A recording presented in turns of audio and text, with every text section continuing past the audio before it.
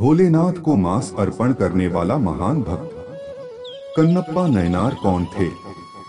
हिंदू धर्म में महादेव के एक से बढ़कर एक भक्तों का वर्णन मिलता है, किंतु उनमें से एक भक्त ऐसे भी थे जो किसी भी पूजा विधि को नहीं जानते थे। उन्होंने हर वो चीज की जो शास्त्र विरुद्ध है और जिसे पाप माना जाता है, किंतु फिर भी महादेव ने उन्हें दर्शन दिए। वे इस बात को सिद्ध करते हैं कि महादेव केवल अपने भक्त के भाव देखते हैं, पद्धति नहीं। उनका नाम था कन्नप्पा। इनके जन्म के विषय में कई कथाएं प्रचलित हैं। मूल रूप से ये एक तमिल भील परिवार में जन्मे। इनके पिता का नाम राजानाग एवं माता का नाम उडुपुरा था। दक्षिण भारत, विशेष रूप से तमिलनाडु में इनकी बड़ी महत्ता है। ये उन 63 तमिल संतों में से एक हैं जिन्हें नयनार कहा जाता है। इनकी पत्नी का नाम नीला बताया गया है। ये एक व्याध थे जो शिकार कर अपना पालन पोषण करते थे।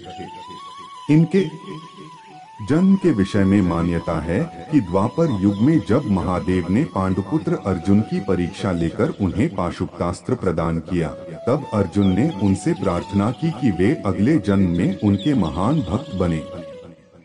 भगवान शंकर ने उन्हें ये आशीर्वाद दे दिया। कलयुग में अर्जुन ही कन्नप्पा के रूप में जन्मे और महादेव के अनन्य भक्त बने। एक बार कन्नप्पा आखेट करते करते बहुत दूर जंगल में निकल गए। वहां उन्हें एक अत्यंत ही प्राचीन और जीर्ण मंदिर दिखा। जब वे उस मंदिर के अंदर पहुंचे तो उन्हें एक दिव्य शिवलिंग के दर्शन हुए। उसके दर्शनों से ही कन्नप्पा के मन में शिव भक्ति का संचार हो गया। उन्होंने तुरंत ही उस मंदिर को साफ किया। उनके मन में उस शिवलिंग की पूजा करने का विचार आया, पर उन्हें शिव पूजा के बारे में कुछ पता नहीं था। तब उन्होंने सोचा कि महादेव को कुछ खाने और पीने को ही दे दिया जाए। ये सोचकर वे जंगल गए और एक शूकर का शिकार किया। उसे काटकर वे उसका मांस एक पत्तल में लेकर चले। दूसरे हाथ में उन्होंने एक पात्र में मधुमक्खियों के छत्ते से कुछ मधु इकट्ठा कर लिया। जल के लिए कोई और उपाय ना दिखा तो उन्होंने अपने मुंह में ही जल भर लिया। वे वो सामान लेकर मंदिर आए तो देखा कि शिवलिंग पर कुछ सूखे पत्ते टूटकर गिर गए हैं। उन्होंने अपने पैर से शिवलिंग से पत्ते हटाए, मुख में रखे जल से कुल्लाकर उन्होंने महादेव का अभिषेक किया। फिर उन्हें भोग के रूप में मांस और शहद अर्पण किया। हालांकि उनका ये कृत्य उचित नहीं था और वो सारी वस्तुएं भी पूजा के लिए निषिद्ध थीं, लेकिन उनका मन पवित्र था। उन्होंने जो कुछ भी किया वो पूर्ण भक्ति भाव से किया और महादेव को केवल उसी भाव का मोह था। उन्होंने प्रसन्न मन से उसका प्रसाद स्वीकार कर लिया। अब तो ये कन्नप्पा का रोज का कार्य हो गया।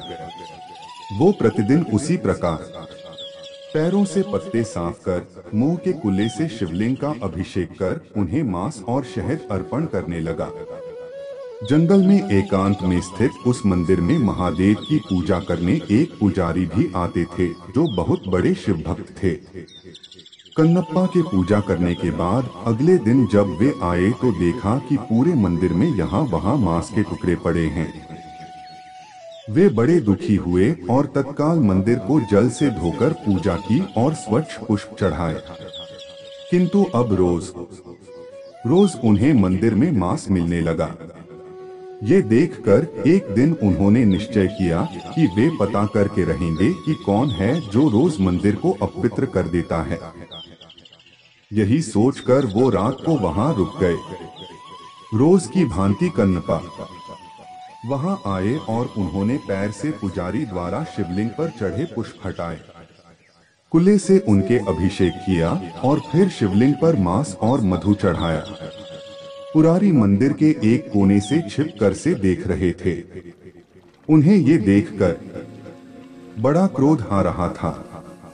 वे ये तो समझ गए कि कन्नप्पा ऐसा केवल भक्ति के कारण कर रहे थे, जानबूझकर नहीं, किंतु फिर भी उन्हें उसका कार्य बड़ा घृणित लगा।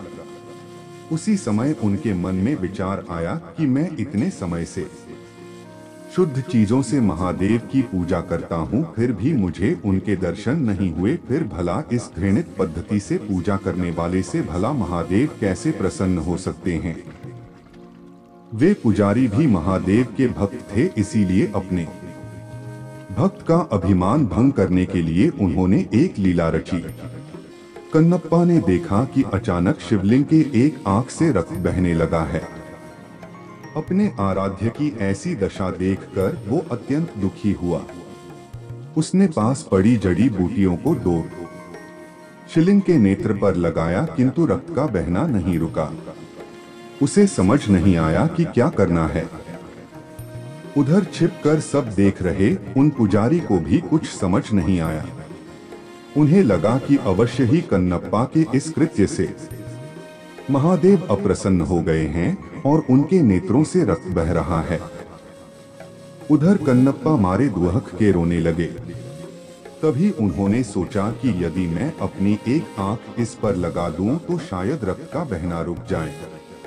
ये सोचकर उन्होंने अपने एक बाण से अपना एक आंख निकला और शिवलिंग के नेत्र पर रख दिया। इससे रक्त बहना बंद हो गया। कन्नप्पा की प्रसन्नता का ठिकाना न रहा। तभी शिवलिंग के दूसरे नेत्र से रक्त निकलने लगा। अब तो कन्नप्पा को इसका उपचार मिल चुका था, इसीलिए उसने अपने दूसरे नेत्र भी निकालने का निश्चय किया। तब उसे ध्यान आया कि दूसरा नेत्र निकालने पर तो वो कुछ देख नहीं पाएगा, फिर सही स्थान पर नेत्र कैसे लगा पाएगा।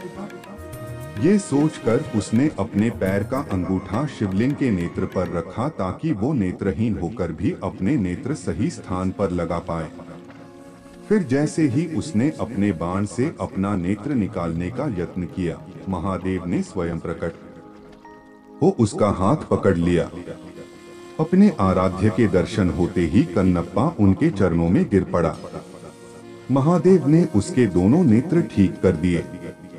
तब बाहर छिपकर सब देख रहे ब्राह्मण भी अंदर आकर महादेव के चरणों में गिर पड़े। उन्होंने कहा, हे महादेव, मेरे मन में अहंकार आ गया था कि मैं आपका सबसे बड़ा भक्त हूँ, किंतु आज कन्नप्पा ने मेरा ये अभिमान तोड़ दिया। इनके कारण ही मुझे आज आपके दर्शनों का सौभाग्य मिला है। आज मुझे समझ आ गया कि आपको केवल भाव से ही प्राप्त किया जा सकता है, किसी पूजा पद्धति से नहीं। तब महादेव ने दोनों को आशीर्वाद दिया और अंतर्धान हो गए। वर्तमान में आंध्र प्रदेश के तिरुपति जिले के कालहस्ती नामक जगह पर महादेव का वही शिवलिंग श्रीकालहस्ती महादेव के नाम से स्थापित है। मान्यता है कि भक्तराज कन्नप्पा ने इन्हीं शिवलिंग पर अपने नेत्र अर्पण किए थे।